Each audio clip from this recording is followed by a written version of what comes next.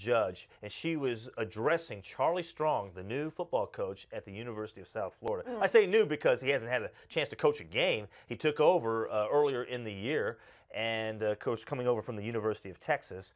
There have been a couple of players who have gotten into some legal problems there, and I guess have gone through this judge's courtroom, and she went all in on the USF coach. Take a listen.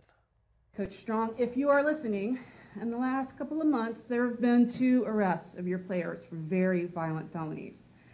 This court, and I'm sure I'm not alone, questions whether you have control over your players. It's fairly clear that you do not have control over them off the field, and I guess only time will tell whether you have control over them on the field. Wow. Judge Margaret Taylor putting her foot down, putting her gavel down, and making some very strong statements there. And listen, I agree with her, because I'm not putting 100% of the blame on Charlie Strong, but he is a role model to these kids, and it is a situation where you come in as the leader of this team and you need to set forth rules, and you need to set forth a situation where you figure out exactly what your players are doing, who's in trouble, who needs to be, either put in therapy or dealt with in terms of a rehab program or whatever the situation is. That needs to be addressed. You can't come in and say, well, this is a situation that existed before I was here, or whatever have you. He needs to now step in as the head coach and assess and assume a lot of this responsibility. There is actually, yes, a lot of assumption there when you do take over a program. At the same time, I don't necessarily blame Charlie Strong in this particular case. I don't know of any other priors with this particular player who got into trouble, and Charlie Strong wasn't the one who brought him into the program. He was already there when he took over, so I can't necessarily blame him, because no coach comes right in and says, all right, I'm clearing the decks here. Most coaches come in and say, look, I realize I'm not the guy who brought you into this program, but you're going to get that opportunity. I'm going to give you every opportunity to earn my trust, respect, whatever it is, and vice versa. So that's typically the case, and I don't blame Strong in that situation. Now that there has been a problem, now Strong has to get him off the field and get him out of the program, for that matter, if he is convicted, as it appears with this particular judge. Right. I just think maybe that she went a little bit too far. She admitted later also that she is a USF alum and that she is not proud about having her diploma hanging on the wall right now, given some of the issues. And I understand that too. I can understand why alumni are not happy with what's going on at that school or at any school where they have legal issues like this.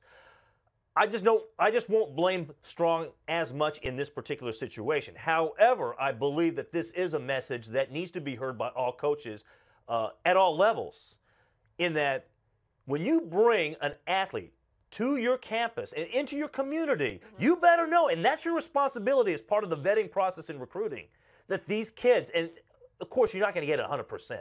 You're not going to get it right, because you just don't know if a kid has one misstep that it can be, with tragic consequences.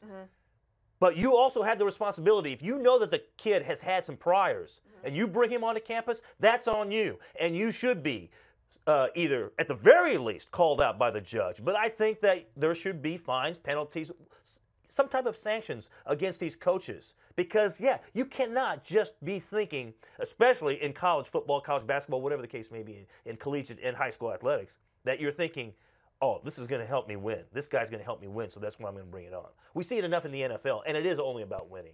But in this case, as far as colleges are concerned, you're bringing a potential criminal onto campus? No, that can't happen. That can't happen. So I hope this is a broad message. I just don't know in this particular case that Strong needs to be the guy that has to carry that entire burden just because he's a newcomer to this situation. Well, the motto, winning over everything, should cease to exist, and we should start treating these people like they're human beings, because they are, instead of just football players first. Right. But coaches and athletic directors, whoever is involved with the university in these situations, they need to have some of the blame. Sure. They need to have more responsibility in the situation, and they need to be called out on it. And if that means also losing money, losing jobs, so be it. You know what? That's the responsibility they have in bringing these guys onto campus.